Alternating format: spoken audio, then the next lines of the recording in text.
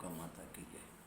हरे राम राम राम हरे हरे, हरे कृष्ण कृष्ण कृष्ण हरे हरे, हरे राम राम राम हरे हरे, हरे कृष्ण कृष्ण कृष्ण हरे हरे, हरे राम राम राम हरे हरे, हरे कृष्ण कृष्ण कृष्ण हरे हरे, हरे राम राम राम हरे हरे, हरे कृष्ण कृष्ण कृष्ण हरे हरे। बोला पुंडलिक वरदा हरि विठ्ठल श्री ज्ञानदेव तुकाराम, पंढरीनाथ भगवान की जय।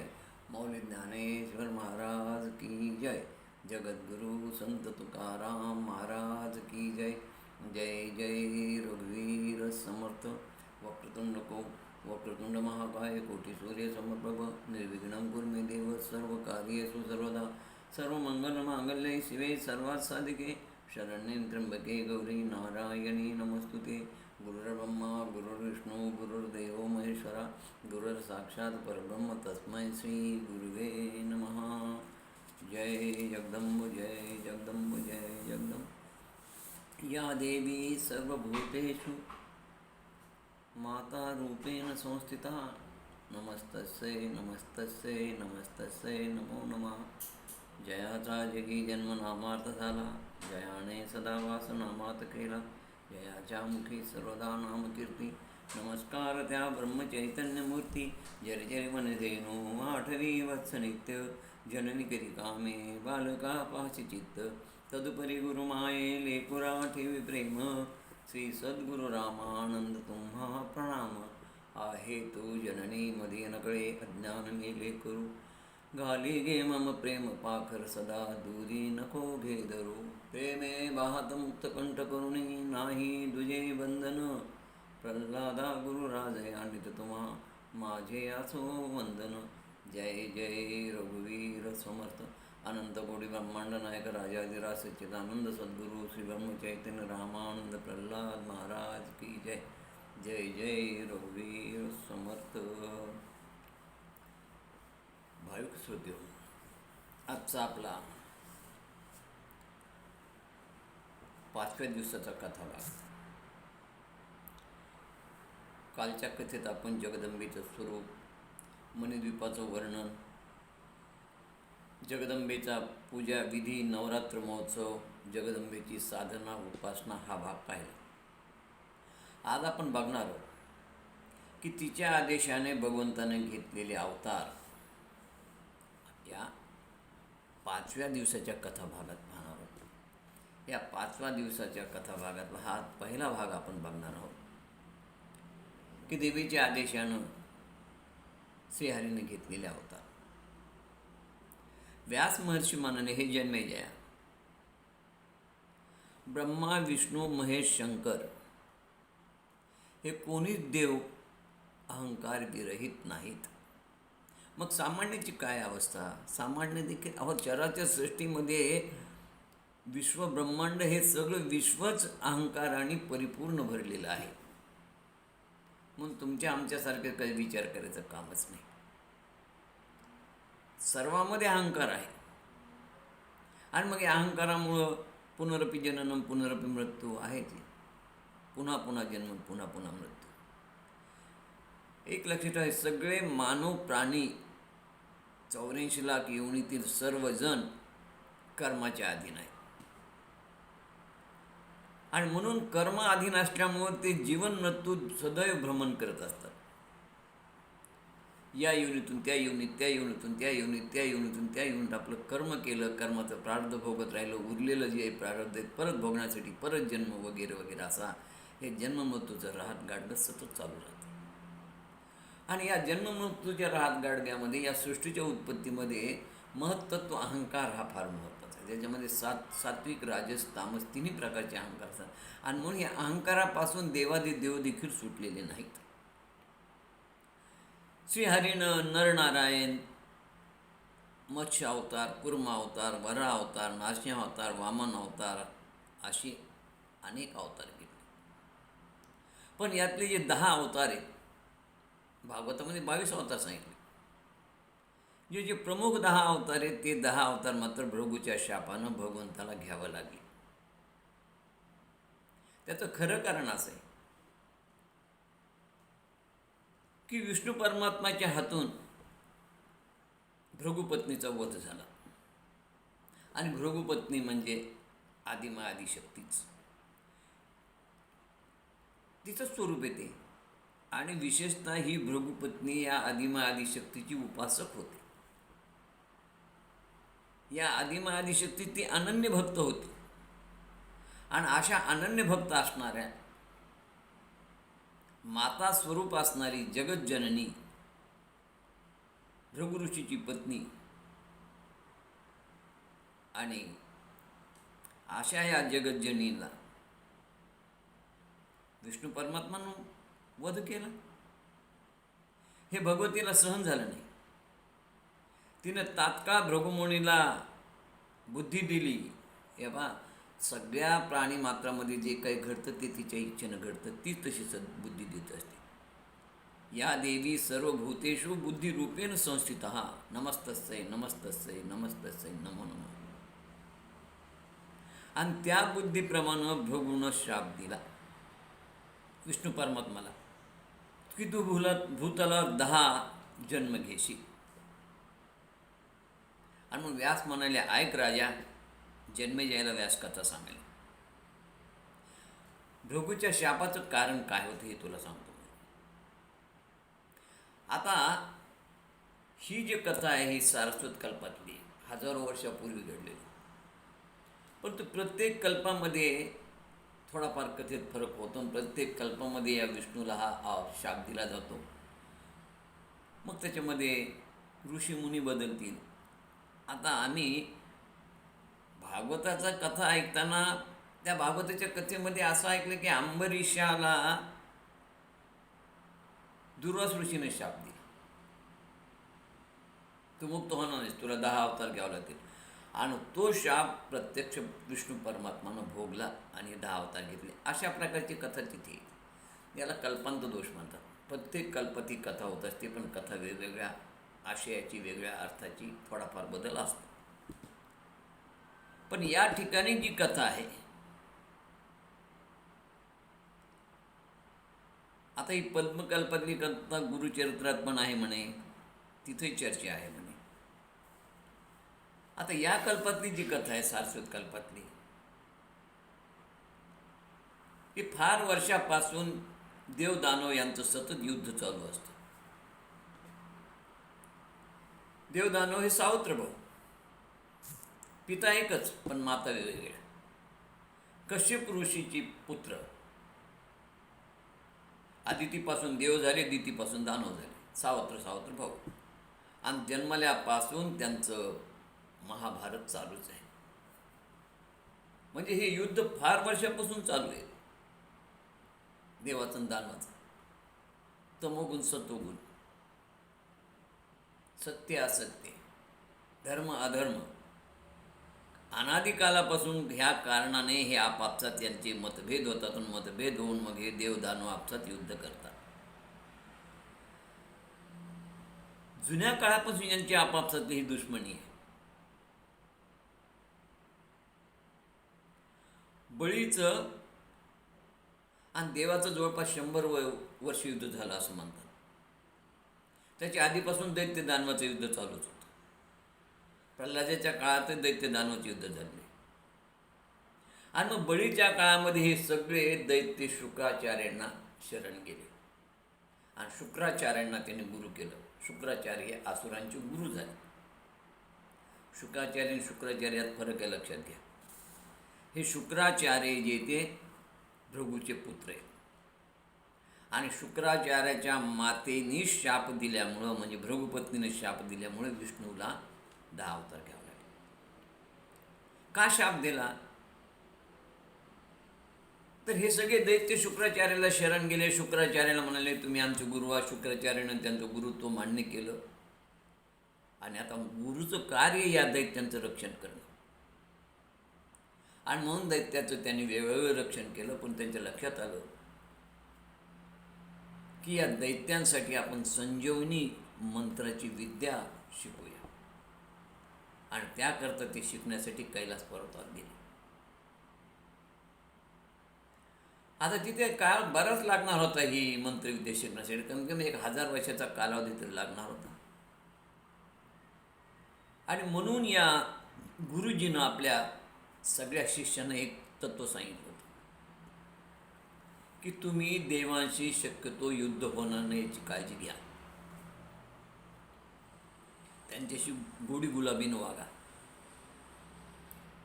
युद्ध होऊ देऊ नका. शांततेनं राहा. ॲडजस्टमेंट करा. पडती बाजू घ्या. मी शंकराला प्रसन्न करून येतो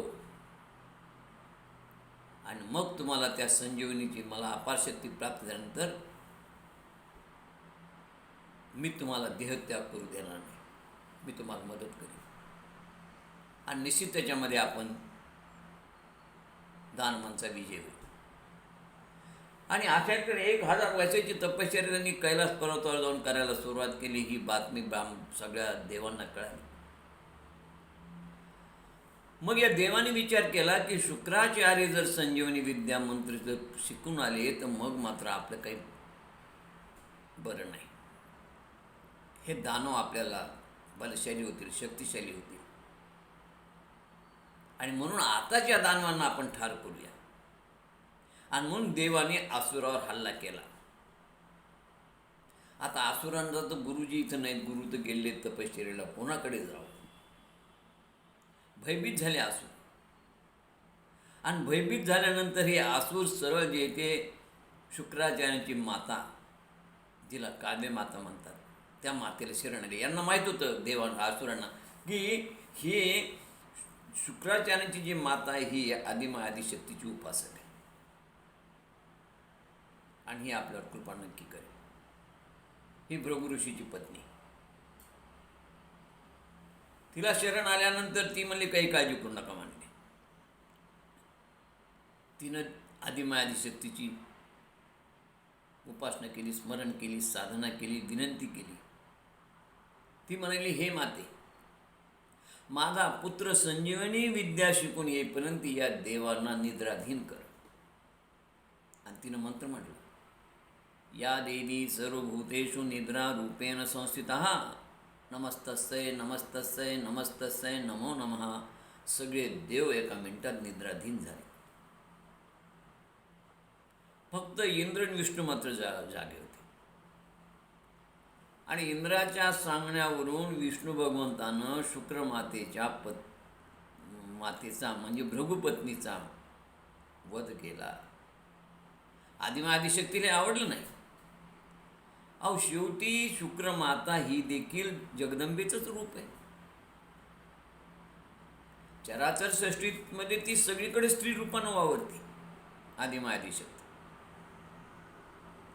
आणि म्हणून तिनं भृगुमुनीला बुद्धी दिली.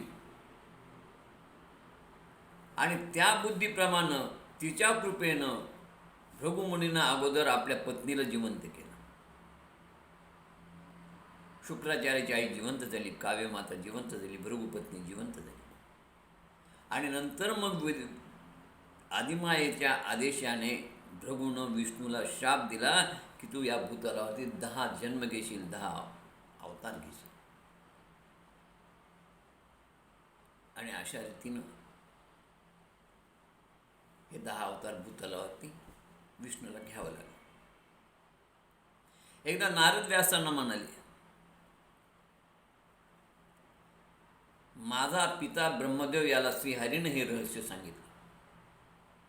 काय झालं की एकदा क्षीरसागरावरती विष्णू भगवंत ध्यान करत होते आणि माझ्या पित्याला म्हणजे ब्रह्मदेवाला आश्चर्य वाटलं. नारद व्यासांना सांगताना व्यास जन्म जयाला सांगतात. ते माझ्या पित्याला नारदाला आश्चर्य वाटलं की विष्णू परमात्मा कोणाचं ध्यान करतात, विष्णू परमापेक्षा श्रेष्ठ देवता कोण असेल. आणि मग नारद म्हणाले, माझा पिता ब्रह्मदेव यांना अगोदर ध्यान करणाऱ्या विष्णूचं आपल्याकडे लक्ष यावं म्हणून त्या विष्णूचं जे ते नमन केलं, हात जोडून डोळे झाकून.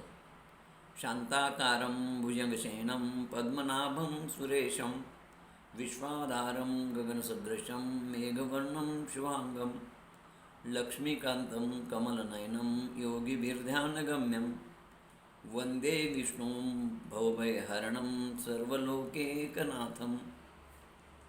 अशा रीतीनं प्रार्थना केल्याबरोबर विष्णू परमात्म्यानं नारदाकडे पाहिलं डोळे उघडून. नारद म्हणाले,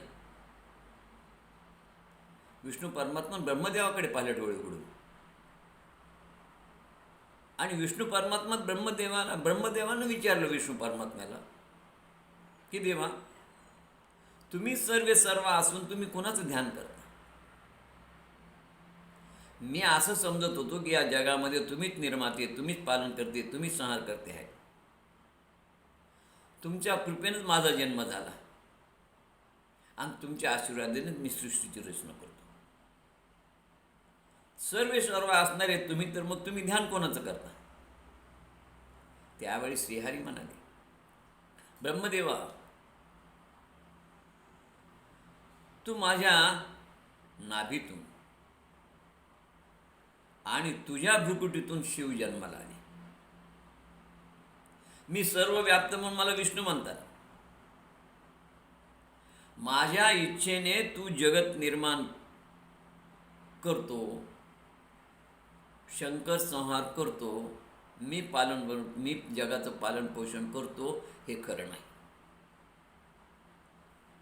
तुला प्रकट करणं माझं काम नाही, जगताचा संहार करणं माझं काम नाही आणि जगताचं पालनपोषण करणं माझं कार्य नाही. सूर्याला चालवणं ही मी करत नाही, पर्जन्यवृष्टी करणं ही माझं कार्य नाही, हे कुठलंच माझं कार्य नाही. पण सगळ्याचा संभ्रम आहे, सगळ्याचा गैरसमज करता करिता मी आहे. जसा तुझा संभ्रम झाला की मी सर्वश्रेष्ठ आहे, परंतु मी सर्वश्रेष्ठ नाही. मी कुणामुळे निर्माण झालो आणि कुणामुळे हे सारं घडतंय हे मला अजून कळत नाही. एवढं निश्चित आहे, मी कुणामुळे तरी कार्यशील आहे. मला चालवणारी एक शक्ती आहे, मला चालना देणारी एक शक्ती आहे, मला प्रेरणा देणारी एक शक्ती आहे आणि तीच माझ्याकडून हे सगळं कार्य करून घेते. ती सगळी ऊर्जा या ब्रह्मांडात आहे, ती ब्रह्मांड निर्माण करते. आणि या शक्तीच्या सहाय्यानं वैकुंठामध्ये या क्षीरसागरात राहतो. माझ्या पत्नीचं नाव लक्ष्मी आहे, जी माझ्या हृदयात राहते. माझ्या एवढं वैभव ऐश्वर कुठेच नाही हो. मी षड्गुण ऐश्वर्य आहे, षड्गुण ऐश्वर्य संपन्न आहे. माझी गणना कोणालाच करता येणार नाही. माझ्याकडे यश आहे, श्री आहे, औदार्य आहे, ज्ञान आहे, वैराग्य आहे, शांती आहे, धीरोदत्त आहे, धीरोदत्तता आहे. असे षड्गुण ऐश्वर्य माझ्यामध्ये आहे. असं असताना मी वराह, मासा, कासव, नरसिंह असे अवतार घेतो. बरं, ज्याच्याकडे हे षड्गुण ऐश्वर्य आहे असा कोणी हा अवतार घेईल का? अरे, एक प्रकारे शिक्षा हे कोण स्वतःला करून घेईल? मी स्वतःहून अवतार घेत नाही म्हणजे नारदा, पण मला हे अवतार घ्यायला लावून माझ्याकडून वेगवेगळी कामं करून घेणारी एक वेगळी शक्ती आहे. मी स्वतःहून काही करत नाही. मला जाणवणारी एक शक्ती आहे, तिलाच भगवती, तिलाच जगदंबा, तिलाच आदिशक्ती, तिलाच जगजननी, तिलाच रेणुका म्हणतात. तिचे अनेक नाव आहेत. तिनेच माझ्या हातून मधुकैटभाला मारलं. तिनंच मला हयग्रीवाचा रूप देऊन हयग्रीव राक्षसाचा वध केला.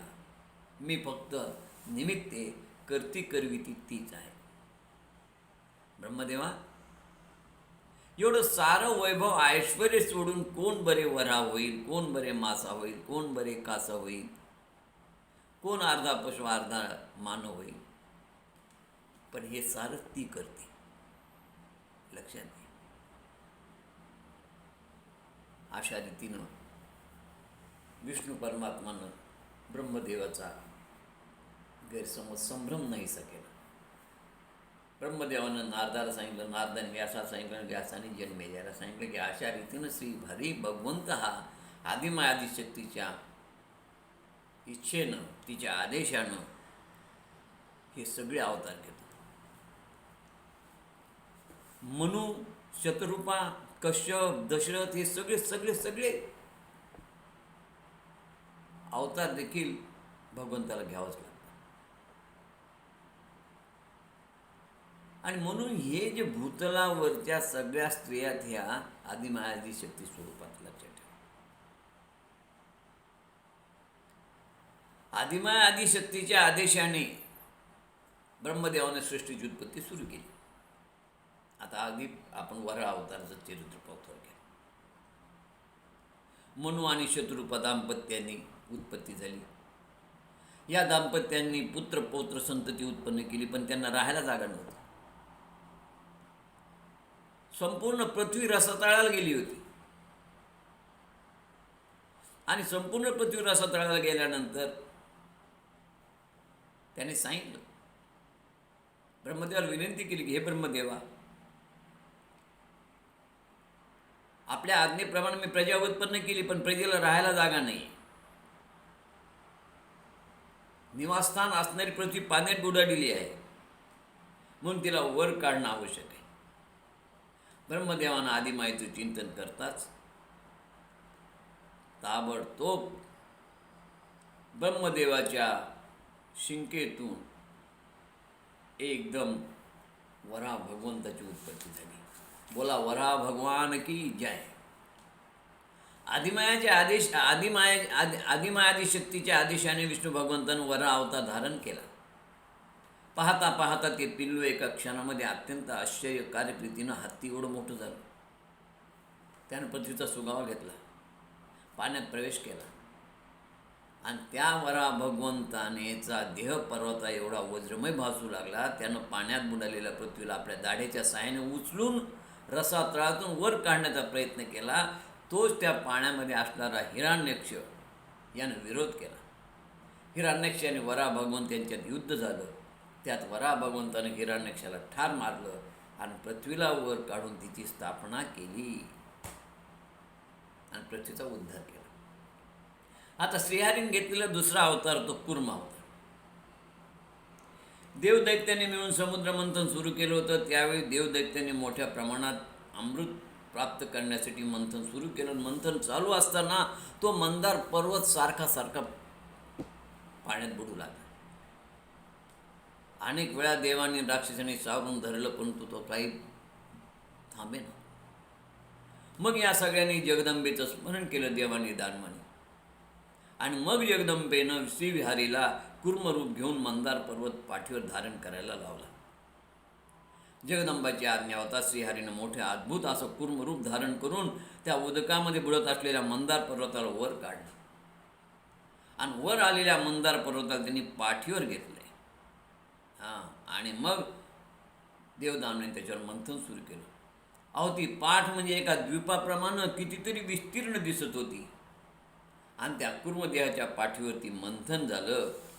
अशा रीतीनं भगवंतानं या ठिकाणी कूर्म अवतार घेतला. यानंतर श्रीहरीनं मत्स्य अवतार घेतला. ब्रह्मदेवाने श्रीहरीला जो प्रश्न केला होता, देवा तू एवढा ऐश्वर्य संपन्न श्रेष्ठ असं म्हणून वराह, मत्स्य, कूर्म असे रूप का धारण करतो? त्यावेळेस श्रीहरीनं सांगितलं, आपण पाहिलं की हे रूप मला आदिमाया आदिशक्तीच्या इच्छेनं घ्यावे लागतात. मी स्वतंत्र नाही. माझी निर्माती, माझी अधिष्ठात्री देवी तीच आहे. हाच प्रश्न जो पूर्वी विचारला होता या नारदानी ब्रह्मदेवाने विष्णूला, तोच प्रश्न या ठिकाणी मत्स्य अवताराच्या वेळेस भागवतामध्ये परीक्षेतून शुकाचार्य विचारला. आणि शुकाचार्यांनी जे उत्तर नारदाला ब्रह्मदेवाकडून मिळालं होतं आणि ब्रह्मदेवाकडून विष्णूला मिळालं होतं, तेच उत्तर शुकाचार्यानं मत्स्य अवताराच्या वेळी भागवतामध्ये परीक्षिताला दिले. शुकाचार्य म्हणाले, श्रीहरी ऐश्वर्य संपन्न असून तो जो गुणात्मक आणि लोकनिंदात्मक वरारूप तसेच मत्स्यरूप का धारण करतो, असं शुकाचार्याने विचारलं. परीक्षितानं विचारलं. परीक्षितानं असा प्रश्न विचारल्यानंतर शुक्राचार्याने त्याला उत्तर दिलं. ते म्हणाले, हे राजा, श्रीहरी स्वतंत्र नाही. गायी, ब्राह्मण, देव, भक्त, वेद, धर्म व अर्थ याचं रक्षण करण्यासाठी तो आदिमाय आदिशक्तीच्या इच्छेनं अवतार धारण करतो. वायू जसा सर्वत्र संचार करतो ना, तो कुठेही लोप पावत नाही, त्याच्याजवळ अपपर भाव नाही, तो आनंद स्वरूप आहे सगुण. तसा हा परमात्मा सगुण रूप असून त्याच्याजवळ देखील उच्च नीच असा भाव नाही. आणि मग 84 लाख योनीमधील प्रत्येकामध्ये त्याचं रूप असल्यामुळे तो प्रत्येक रूपामध्ये आम्हाला पाहायला मिळतो. म्हणून तोच परमात्मा मत्स्य रूपात दिसेल, कुर्म रूपात दिसेल, कारण तो सगळ्या योनीमध्ये त्याचा अपपर भाव नाही. 84 लाख योनी त्याचंच रूप आहे. आणि मग कल्पाच्या अंती निद्रित असताना हयग्रीव दैत्यानं घोड्याचं तोंड असणारा हा हयग्रीव ज्यानं ब्रह्मदेवाचे वेद पळवले, आणि हे हयग्रीवाकडून वेद मिळवण्यासाठी विष्णू भगवंताला हयग्रीवाचा अवतार घ्यावा लागला. मत्स्य पुराणामध्ये त्यांनी हे रूप घेतलं, त्यांनी हा अवतार घेतलेला आहे. आता सत्यव्रत राजाला प्रलयातून वाचून त्याला आत्मज्ञान करून दिलं, ज्याला मत्स्य पुराण संहिता म्हणतात. हे 2 अवतार विष्णू भगवंतानं आदिमायशक्तीच्या इच्छेनं या मत्स्य अवतारात घेतले. एक तर वेद मिळवून दिले, आणि दुसरं प्रलय काळामध्ये 7 दिवस त्या सत्यव्रत राजाला वाचवलं आणि त्याला मत्स्य पुराण सांगितलं. आता एकदा हे सत्यव्रत राजा असा तर्पण करतात आणि त्याच्या उंजईत लहानसा मासा आला. तो मासा त्याला म्हणाला की राजा, मला पाण्यात सोडून. तो मनुष्यवाणीने बोलू लागला. त्यानं सांगितलं काय की मोठे मासे लहान माशाला खात असतात, काही दिवस तो माझं रक्षण कर. त्या सत्यव्रतानं ते कमंडूला ठेवला. कमंडूतून राजनाथून सरोवरा डोहात, आणि जेव्हा मोठा झाला तेव्हा समुद्रात सोडताना त्यानं विचारलं की आपण मनुष्य अवतारानं वाणीनं बोललात, एका दिवसात एवढे मोठे झालात, आपण समर्थशाली जलचर आहात, मी तुम्हाला असा समर्थशाली जलचर कुठं पाहिलंच नाही, म्हणून तुम्ही कोण आहात? तेव्हा त्यांनी सांगितलं की मी मत्स्य भगवंत आहे, मग मी मत्स्यरूप धारण केले आणि मी या अवतारामध्ये हयग्रीव अवतार पण घेणार आहे म्हणे.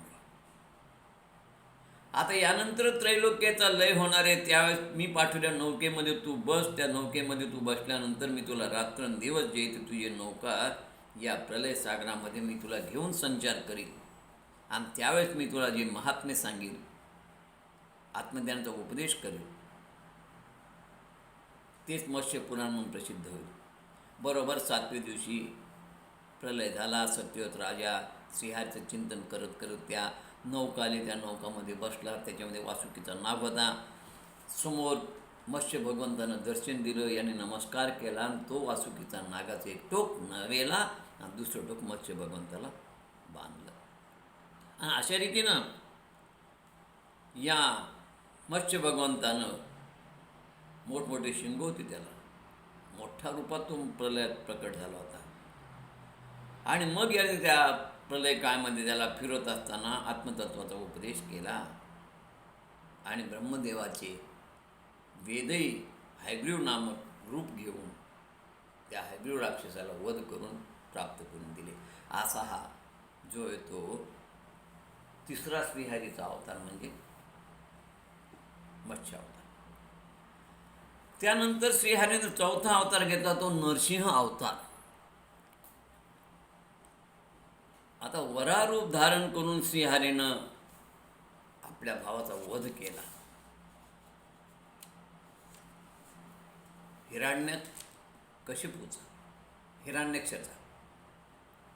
हिरण्यक्षाचा वध श्रीहरीनं वरा अवतार घेऊन केला, म्हणून हिरण्यकशिपूनं संतप्त झाला होता. विष्णू परमात्मा त्याचा राग होता.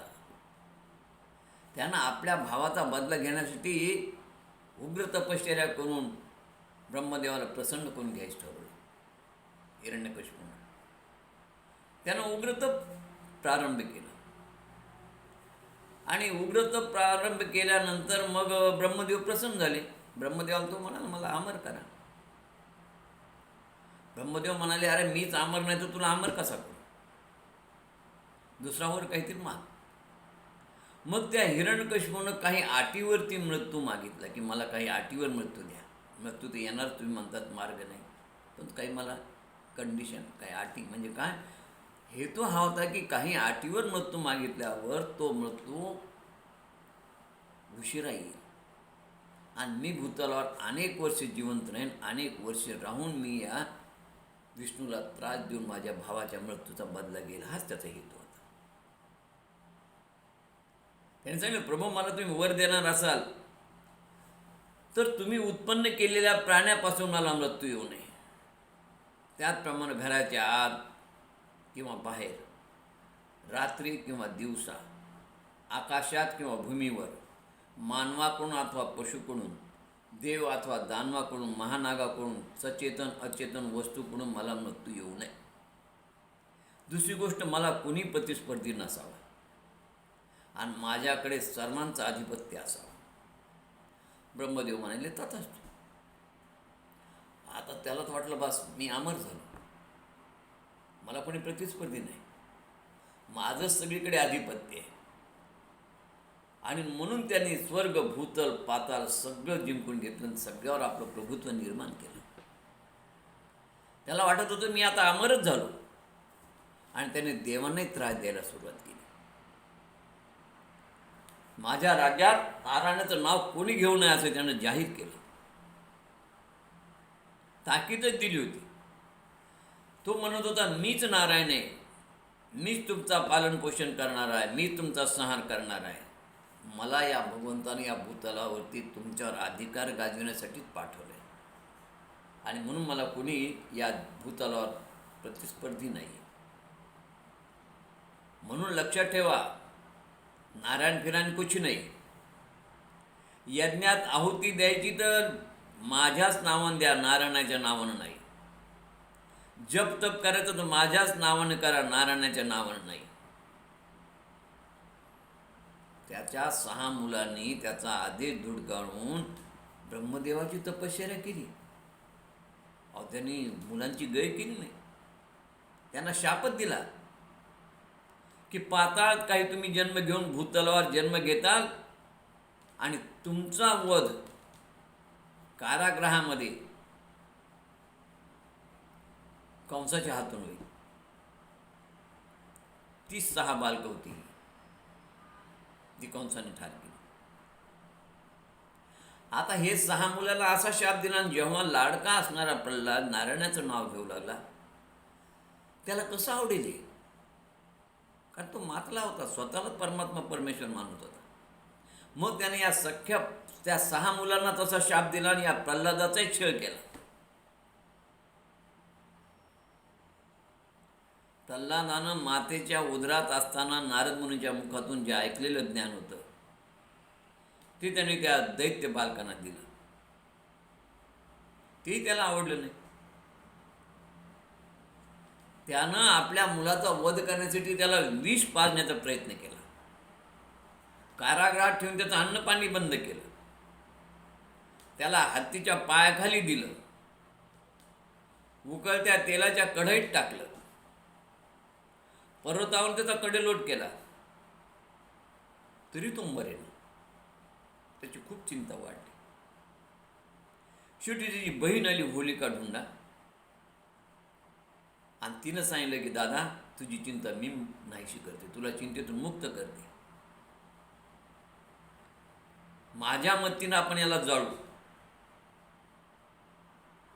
तिनं सांगितलं की मला भगवंताने दिलेलं माझ्याकडे शीतल वस्त्र आहे, मी त्या अग्नीमध्ये बसेल, तो जळून मरेल पण मला काही होणार नाही. पण झालं उलटच. चिता पेटू ती होळी पेटवलं आणि त्या होळीमध्ये ज्यावेळेस ती बसली त्यावेळेस वारं सुटलं आणि त्या वाऱ्याच्या साह्यानं तिच्या अंगावरचं वस्त्र प्रल्हादाच्या अंगाभोवती गुंडाळलं गेलं. प्रल्हाद वाचला आणि बहीण मेली. शेवटी त्याचं रक्षण ह्या जगदंबेनंच केलं. आणि अशा रीतीनं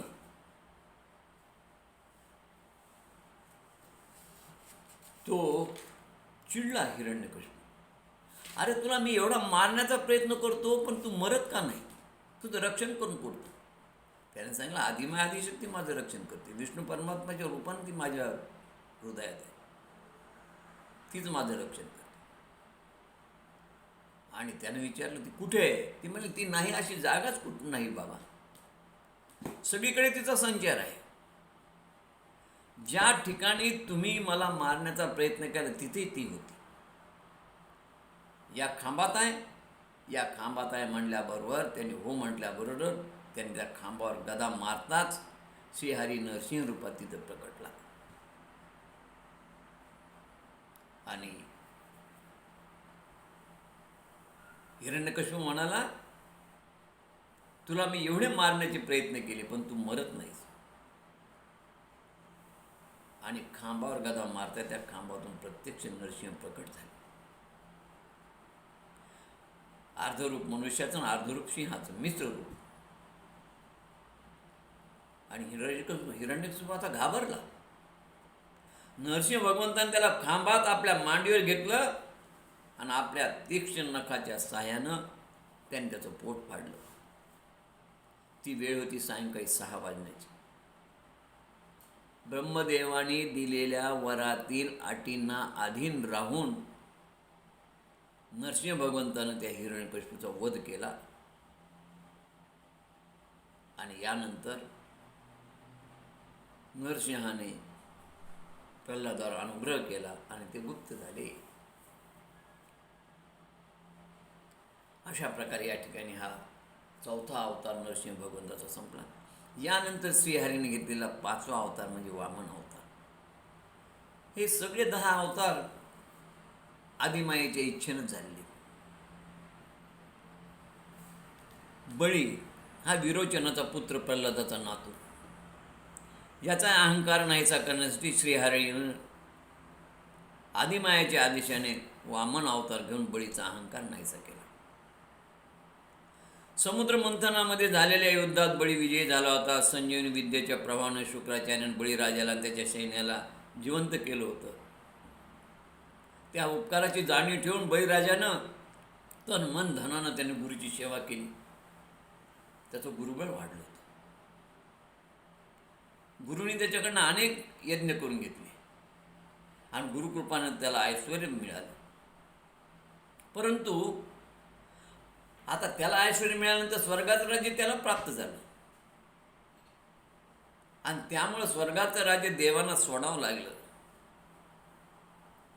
देव माता आदिती फार दुःखी झाली.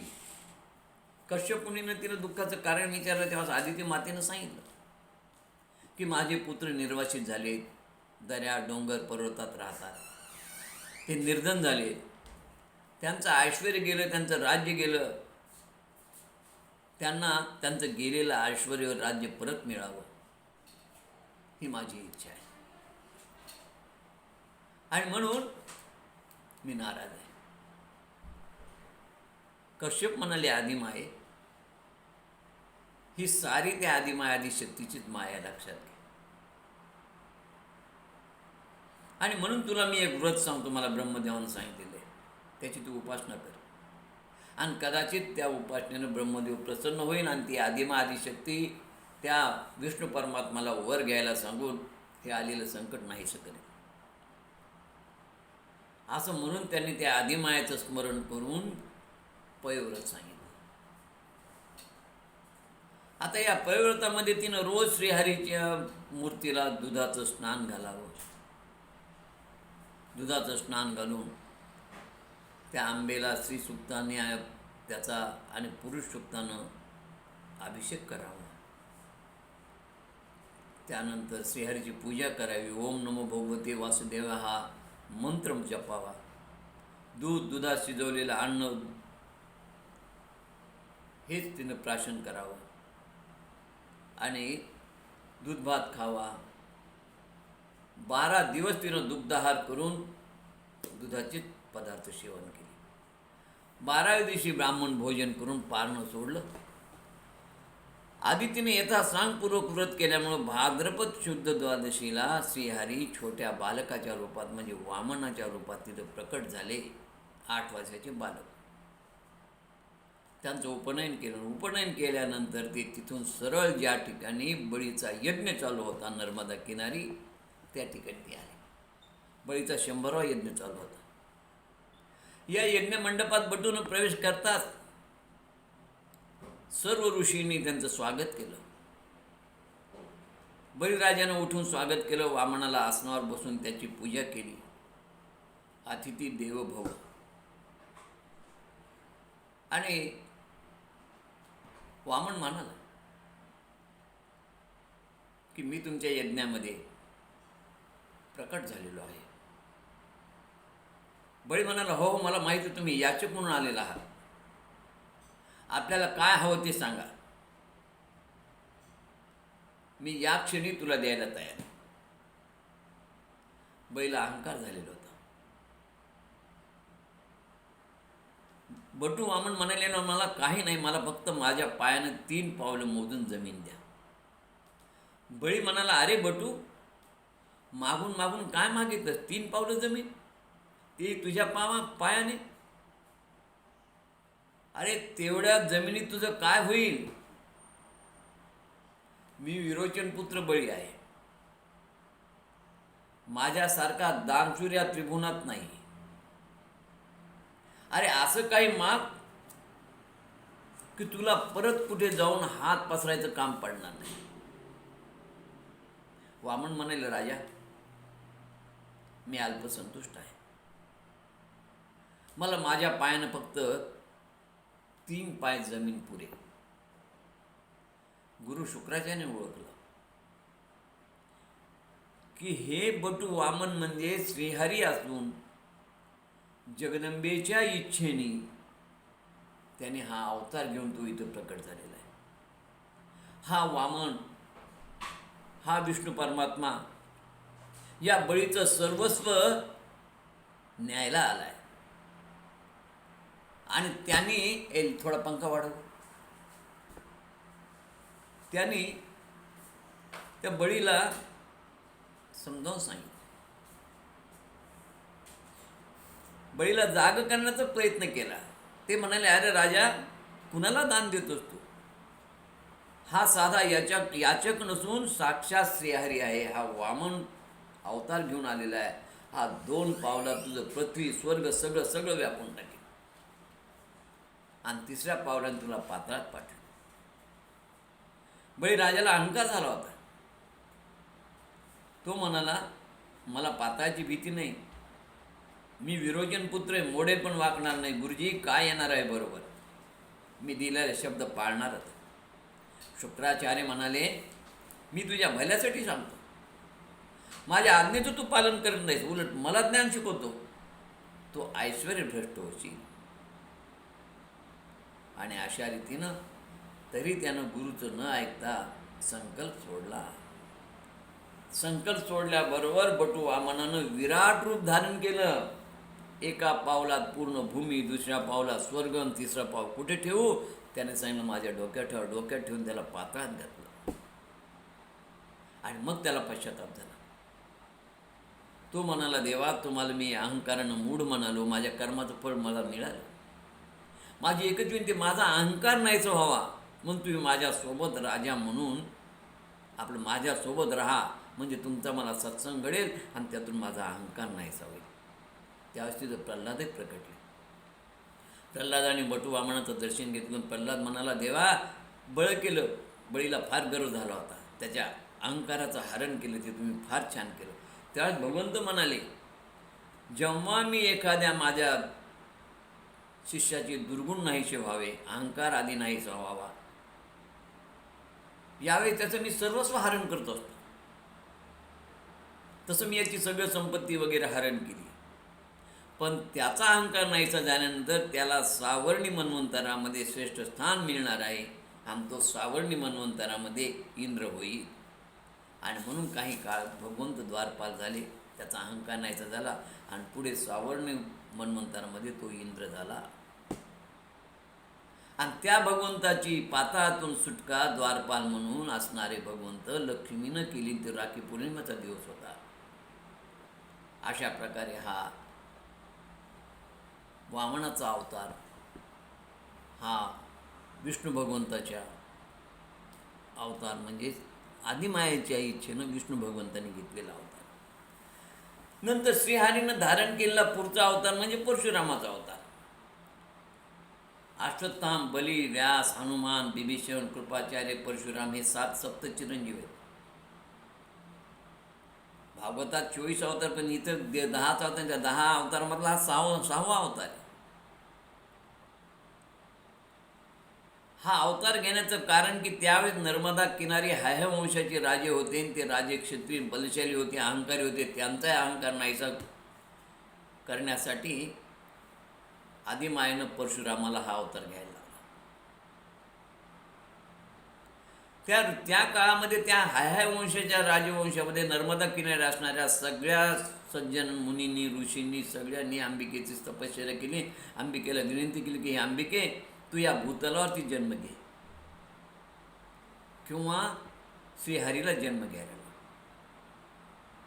तुझ्या आज्ञेनं श्रीहरीनं अनेक अवतार घेतले, या विश्वाचं रक्षण केले. आम्ही तुला शरण आलो आणि तू श्रीहरीच्या मदतीनं आमचे हे संकट निवारण कर. असे हे स्तवन ऐकल्याबरोबर अंबा म्हणाली, ठीक आहे म्हणाल, मी तुमचं विघ्न निवारण करेन. ऋषीमुनींनी तुम्ही काळजी करू नका. दुष्टदुर्जनांचा संहार करणे हे माझं कार्य आहे आणि त्याकरता मी या भूतलावरती विष्णू परमात्माला अवतार घ्यायला लागेल म्हणा. तुम्ही त्याची काळजी करू नका. बघा, सगळे राजे, दुष्ट राजे खूप मातले होते आणि म्हणून देवदेवीकडे गेले. आणि आदिमायेनं रेणुका म्हणून अवतार घेतला या भूतलावरती. आणि तिनं रेणुका म्हणून अवतार घेतल्याबरोबर ही आदिमाय म्हणजे पार्वती. आणि शंकरानं जमदग्नीचा अवतार घेतला. अशा या जमदग्नी रेणुका म्हणजे शंकर पार्वतीच्या पोटी परशुरामाने, विष्णू परमात्माने भार्गवराम उर्फ परशुराम म्हणून अवतार घेतला. म्हणजे शंकर पार्वती, जमदग्नी रेणुका आणि भार्गवराम म्हणजे विष्णू. अशा रीतीने विष्णू परमात्मानं भार्गवरामाचा अवतार घेऊन आदिमाया आदिशक्तीनं सांगितल्याप्रमाणे त्या ठिकाणच्या हाय वंशाच्या राजाला ठार करून तिथली प्रजेला सुखी केलं. अशा प्रकारे फार सुंदर वर्णन त्या देवी भागवतात येते. बघा, दुष्ट अति भ्रष्टले, ऋषी नाना यातने गाजले, त्यासाठीच वाटते पदार्पण केले भार्गवरामाने. तया तो उपद्रव दुष्ट असुरांचा, तसेच अधर्म आणि तिचा, तेने वाढे भूभार पापांचा धरणीवर. आता बघा कसा जन्म झाला परशुरामाचा. गौरोदर 5व्यांदा रेणुका म्हणजे 5वा पुत्र आहे हा परशुराम. श्रीहरीचा अंश पोटी देगा, जन्म देण्या तेजस्वी बालका अधिरथी असे. सकळ मनोरथ पूर्ण झाले, दुःखाचे डोंगर सरले, दिवस चांगले लाभले मुकांबिका कृपेनं. वैशाख मास अक्षय तृतीला रात्रीच्या प्रथम प्रहराला रेणुका उदरी जन्माला श्रीहरी अवतार. बोला भार्गवराम भगवान की जय. मातोश्री रेणुका प्रसवली, स्वर्गी दुंदुबी वाजली, देवाधिकांनी फुले उधळली, आनंद झाला सर्वत्र. अशा रीतीनं वैशाख महिन्याच्या अक्षय तृतीला रेणुकाच्या उदरी भार्गवरामाचा जन्म झाला. 8व्या वर्षी उपनयन झालं. उपनयनानंतर शास्त्रसंमत अभ्यास झाला आणि हिमालय पर्वतावर जाऊन त्यांनी शंकर भगवंताची तपश्चर्या केली. शंकरानं शिवधनुष्य भाला खड्ग दिलं, कवच दिलं. त्यांना आजोबा भृगुमुनीनं मार्गदर्शन केलं. नंतर भार्गवरामानं गणपतीची तपश्चर्या केली, प्रार्थना केली. गणपती प्रसन्न झाले आणि गणपतीनं त्यांना परशुशस्त्र आणि परशुविद्या दिली, कसं चालवावं हेही शिकवलं. आणि तेव्हापासून त्यांचं नाव भार्गवराम उर्फ परशुराम झालं. परशुराम नावाने ते ओळखलं जाऊ लागले. त्यांनी गंधमादन पर्वतावर जाऊन शिवाचं आराधना केली, स्तवन केलं. शिव संतुष्ट झाले, शस्त्रास्त्र विद्या शिकविली. आणि अशा रीतीनं कैलास पर्वतावर जाऊन त्यांनी आराधना केली, नामस्मरण केलं, चिंतन केलं. रेणुका ही पार्वतीचा अवतार. तर जमदग्नी हा शंकराचा अवतार, परशुराम विष्णूचा अवतार हे आपण पाहिलंच. रेणुका ही इक्ष्वाकू कुळामध्ये, सूर्यकुळामध्ये, अयोध्येच्या कुळामध्ये, रामचंद्राच्या कुळामध्ये जन्मली. तर जमदग्नी हे भृगुकुळातले, भृगुकच्छ, नर्मदेच्या किनारी भृगुमुनीचा आश्रम होता, ज्याला आज भडोच म्हणतात, पूर्वी भृगुकच्छ म्हणतात. आता या रेणुराजाला संतती नव्हती. मग गौतमाची त्यांनी सपत्नीक जाऊन जे ते पूजा केली, आराधना केली. गौतम प्रसन्न झाले. गौतमाने सांगितलं, तू नवरात्रात जाऊन मुकांबिका देवीच्या मंदिरात 9 दिवस मुक्काम कर, तिथं उपासना कर, साधना कर, नवा पारायण कर, ती तुला प्रसन्न होईल. रेणुराजानं नवा पारायण म्हणजे देवी भागवत केलं तिथे, आणि त्याप्रमाणे देवी प्रसन्न झाली. देवीने सांगितलं, तू यज्ञ कर, त्या यज्ञातून मी प्रकट होईल. त्याने यज्ञ केल्या, यज्ञातून ती प्रकट झाली. रेणुराजाची कन्या म्हणून तिचं नाव रेणुका ठेवलं. आता या जमदग्नीच्या वंशाचं वर्णन देखील फार सुंदर पुराणात केले. ज्याच्याबरोबर या जमदग्नीचा आणि रेणुकेचा विवाह झाला. पुराण काळी या भुवरी ऋषीमुनी झाले कितीतरी. जमदग्नी नाम तया भीतरी श्रेष्ठ असे. तो शंभोचा अवतार, हरावाया भूमीचा वार, करावाया जगत उद्धार, भूमीवर प्रगटला. जमदग्नी हा विद्वान, वृत्तीने सात्विक जाण, चोख झाले वेदाधीन आजोबाजवळी. जमदग्नी कर्मठ फार, गंगा तीरी केले तप कठोर, तपस्वी म्हणून ख्याती सर्वत्र त्या काळी. एकदा स्वर्गीय देवेंद्रान जमदग्नीची महिमा ऐकून कामधेनू केली प्रदान, प्रसन्नांत करणे. रेणू विचारे जगदंबेची, माते हिचा पती कोण, तेथेच कन्येची देईन तुझ्याच इच्छा मात्रे. आता रेणुराजाने जेव्हा तिथं स्वयंवर ठरवलं, त्या अवस्थेनं ठरवलं की मी राजाशी लग्न करणार नाही, मी ऋषीपत्नी होणार आहे. मग ऋषीपत्नी होणार म्हणल्यानंतर या रेणुराजाने त्या मुकांबिका देवीचं स्मरण केलं. त्या देवीलाच विचारलं, हिचा पती कोणी, हिला मी कुठे देऊ, तू सांगशील तिथे मी देईन. मागचा पुढचा विचार केला नाही बघा. म्हणून सुंदर वर्णने देवी भागवतात. रेणू विचारे जगदंबेशी, माते हिचा पती कोण, तेथेच कन्येशी देईन तुझ्याच इच्छा मात्र. तुझ्या इच्छेनंच तिथं मी कन्या देईन, तू सांगते तिथं. अंबिका वदे भृगुवंशी जन्म ज्याचा, जमदग्नी नामसाच्या, योग्य वर रेणुकेचा अर्पावी कन्या तयाची. मुकांबिकेनं स्वप्नात येऊन सांगितलं राजाला की हे राजा, भृगुवंशी जन्म ज्याचा झाला, जमदग्नी ज्याचं नाव आहे, तो रेणुकेला योग्य पती, त्याला तो अर्पण कर. आणि अशा रीतीनं रेणुका ही पार्वती पूर्वजन्माची हे देवीनं सांगितलं. तर जमदग्नी हा शंभो विश्वनाथाची विधीने मारली गाठ दोघांची युगानुयुगे. भगवती सांगते त्या रेणुराजाला, अरे ही पार्वती म्हणजे, ही रेणुका म्हणजे पार्वती आहे, आणि जमदग्नी म्हणजे शंभो आहे, ज्यांची युगानुयुगे अशी गाठ मारलेली म्हणली विधीनं. देवी भगवताची आस कुणीनं मोडू शके, त्यास जहाले विवाह बंधनाचं तयार जमदग्नी. रेणुका ऋषीपत्नी झाली, तिने वल्कले धारण केली, ती तपस्वी झाली, पती सेवे तत्पर. नर्मदा तीरी राहणाऱ्या जमदग्नीबरोबर रेणुकेचा विवाह झाला, आणि दोघे आनंदात त्या गुजरातमधल्या बडोद म्हणजे त्या काळातल्या भृगु कच्छ नर्मदे किनारी राहू. रेणुका रोज सायंकाळी पाणी आणण्यासाठी जात असते, आणि आल्याबरोबर दिवा लावायची, आणि जमदग्नी आपला यज्ञ करायचा, अग्निहोत्र होतो. आता एक दिवशी पाणी आणायला नर्मदा किनाऱ्यावर गेले असताना तिथं चित्ररथ गंधर्व आपल्या राहण्यासह जलक्रीडा करत होता. ते बघून रेणुकेचं चित्त विचलित झालं. तिला वाटलं, मी जर राजाची राणी असते तर असा नौका व्यवहार मला करता आला असता, पण मी पडले ऋषीपत्नी. खरं म्हणजे मला अनेक राजांनी मागण्या घातल्या होत्या, पण मीच माझ्या मनानं ऋषीपत्नी होण्याचा निर्णय घेतला. असा विचार करता करता वेळ झाला, आणि ती भानावर आली. होमाची वेळ होऊन गेली, दिवे लागण टळत आली. गडबडीने तिनं कसा बसा घडा भरला आणि आली. पण जमदग्नी अंतर्ज्ञानी होते. अंतर्ज्ञानीने त्यांनी सगळं ओळखलं. तिला आल्यावर विचारलं उशीर का झाला, तिनं उत्तर दिलं नाही.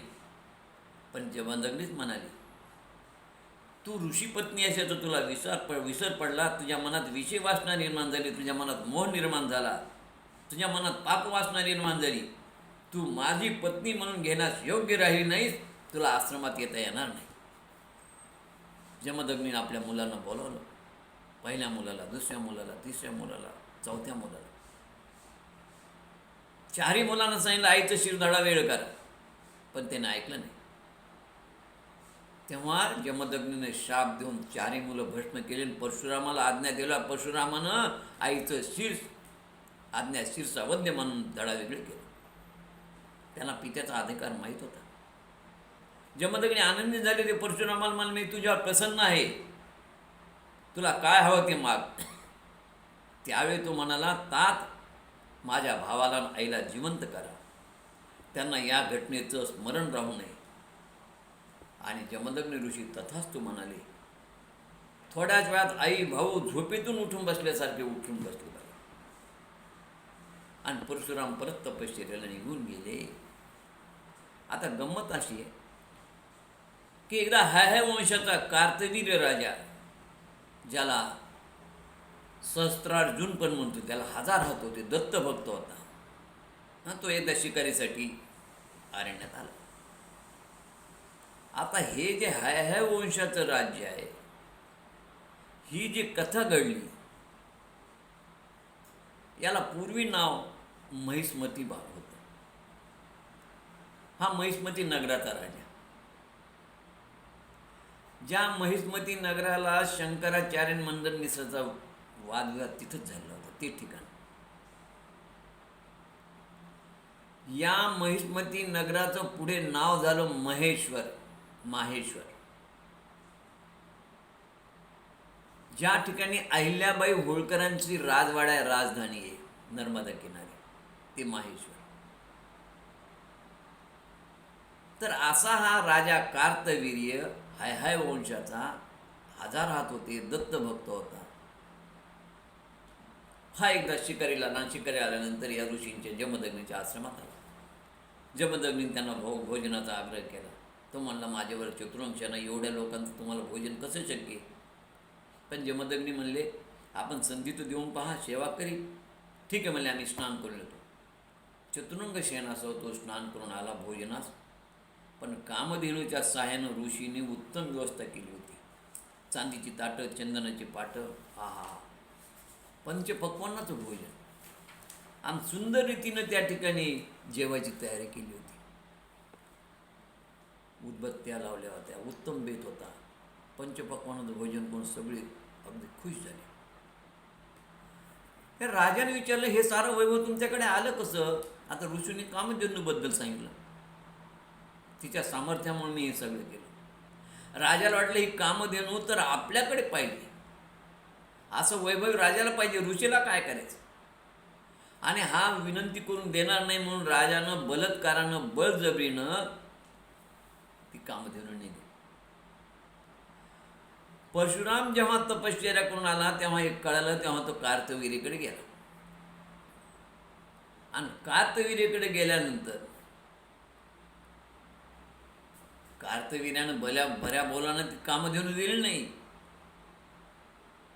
परशुरामाने त्याचे युद्ध करावं लागलं. युद्ध करून त्यानं 17 औक्षणी सैन्य ठार करून कार्तवीर्याला ठार केलं. त्या युद्धातून त्यांना 12,000 मुलं होती, ते 12,000 मुलं पळून गेले. परशुराम कामधेनू घेऊन आला. कामधेनू घेऊन आल्यानंतर तपश्चर्याला गेला. हे मुलं आल्यानंतर यांनी पाहिलं आपल्या पित्याचा वध याने केला परशुरामाने. त्यांनी शपथ घेतली की आम्ही देखील परशुरामाच्या पित्याचा वध करू. आणि जेव्हा त्यांना कळलं की परशुराम तपश्चर्याला गेला, की तो घरी नाही हे पाहून तो त्या कुटीत नाही, आश्रमात नाही पाहून जमदग्नीचे 12,000 मुलं सैन्यासह आले आणि त्यांनी जमदग्नीची हत्या केली. जमदग्नीवर 21 वार केले. आणि त्यावेळेस ही बातमी परशुरामाला अंतर्ज्ञानं कळतात. तो परत आल्यानंतर त्यानं हे सगळं पाहिलं आणि त्याने शपथ घेतली की ज्या 21 वार करून माझ्या पित्याला हाय वंशाच्या कार्तवीर्याच्या पुत्रांनी ठार केलं, ते 12,000 पुत्र, असे मी त्याच्या वंशातले 21 पिढ्या कापून काढे. आणि म्हणून त्यांनी, कारण हे ह्या वंशाचे राजे सगळे क्षत्रिय होते, पराक्रमी होते, युद्धात निष्णात होते. क्षत्रिय म्हणजे शस्त्रास्त्र वापरणारा, युद्ध करणारा. आणि म्हणून त्या हया वंशाच्या राजातल्या नर्मदा किनाऱ्याच्या 21 पिढ्या जमदग्नीनं ठार केल्या. पण आई म्हणाली आधी तू यांचा अंत्यसंस्कार करून नंतर त्या 21 पिढ्याचं काय करायचं ते पहा. पण त्यानं प्रतिज्ञा केली आणि वडिलांचं देह कावडीमध्ये घेतला. आई म्हणली मी सती जाणार आहे म्हणून आईला एका कावडीत बसवलं आणि आई म्हणाली जिथं कोरी भूमी असेल तिथं यांचा अंत्यसंस्कार कर, मी तिथंच सती जाईल. कोरी भूमी कशी करावी तेव्हा कळावी. आईनं सांगितलं की जिथं कोरी भूमी असेल त्या ठिकाणी आकाशवाणी होईल. म्हणून कावड घेऊन जमदग्नी पूर्ण भारतभर तीर्थक्षेत्रावर फिरलं. गुजरातमधून मध्य प्रदेशात, मध्य प्रदेशातून महाराष्ट्रात आला, महाराष्ट्रातून मराठवाड्यात आला. मराठवाड्यामध्ये आल्यानंतर किनवट तालुका, नांदेड जिल्हा या भागात सह्याद्री पर्वताच्या डोंगरात फिरत असताना आकाशवाणी झाली. आणि ज्या ठिकाणी मातापूर हे नाव पडलं, आता मातापूर याला तिकडे पूर म्हणजे ऊर अशा प्रकारचा अंदाज उच्चार केला गेला. मातेचं ऊर, हृदय, प्रतिकृती, त्या माता ऊर नावाहून पुढे माहूर झालं. म्हणून त्याला कोणी मातापूर म्हणतंय, कोणी माहूर म्हणतंय, कोणी माहूर म्हणतंय, अशा प्रकारे. आणि मग आकाशवाणी झाल्या त्या माहूरगडावरती त्याने ते कावड ठेवली. दत्तप्रभू तिथं प्रकट झाले. त्या ठिकाणी जे ते त्यांनी तीर्थ निर्माण केलं, मातृतीर्थ. आणि अशा रीतीनं अंत्यविधी झाल्यानंतर आईनं सांगितलं तू जाताना मागे पाहू नको. परंतु त्याच्या मनामध्ये आईबद्दलची श्रद्धा, भक्ती म्हणून त्यानं जात असतानाच मनात भाव निर्माण झाला. आणि अचानक त्यातले सिंहाने गर्जना केली. गर्जना केल्यावर घाबरलं, मागे पाहिलं आई म्हणून. आई म्हणून मागे पाहिल्याबरोबर पाहतो तर ती आई त्याला अर्ध्या रूपातच दिसली. जो आज मुखवटा दिसतो तेवढीच ती वर आलेली होती. ती म्हणाली बाळा तू जर मागे पाहिलं नसतं तर मी पूर्ण रूपात तिथं प्रकट झाली असते. आणि म्हणून आता ती त्या अर्ध्याच रूपात तिथं स्थिरावली. आणि म्हणून आजही माहूर गड या ठिकाणी तिचा चेहरा, त्याचं शिर अर्धच आहे, तिची प्रतिकृती पूर्ण धड नाही आहे. प्रतिकृती रूपात जगदंबा त्या ठिकाणी माहूरगडला आजही वास्तव्याला आहे. आणि मग नंतर परशुरामाने येऊन हया वंशाच्या 21 पिढ्यांचा वध केला.